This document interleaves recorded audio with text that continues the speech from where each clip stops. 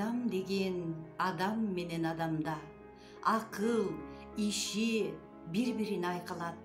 Адам пейли да бир башка адамга ал жагынан мамиледе байкалат. Мамиле өнөрлөрдүн татаалы. Ар бир адам ала албаган үйрөнүп. Мамиленин болот пайда азабы, шартка карай турат улам түрдөнүп. Аргымактай алкынса да намысы, максатынан мүмкүн өксүп калышы. Мамиленин маңыз баркын билбеген кээ бирөөлөр окчун ою, санаасы, кала берет алыс бойдон арасы. Дидарлашып, сүйлөшсө да тил менен, эки адамдын сыры толук айтылбайт. Адам менен пейлин талдап иргеген, адам гана сырдашуудан тартынбайт.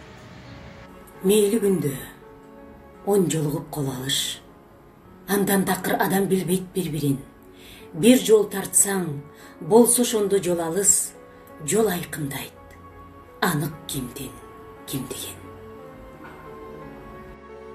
Көргөн ишке, уккан сөзгө ынанып, мамиледе мүмкүн кескин өзгөрүү. Ал өзгөргөн мамилеге ылайык, кошо өзгөрөт адамдардын сөздөрү. Жүрөгүмдө эчке айланып, ис калат.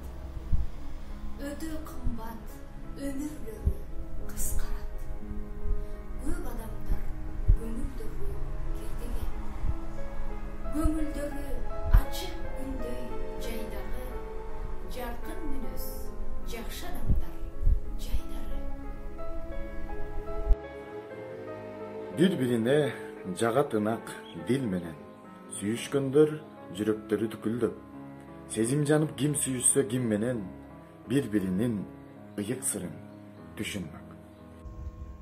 Таза сүйүү, турат сонун жарашып, таалайы мол татынакай жаштарга, таң аткандан көңүл бүгүн таратып, адам жанын алып чыгат асманга. Жалаң жарык шаттык дебе сүйүүнү, чырмалышса татаалданып түйүнү, андай сүйүү башка салат кайгыны.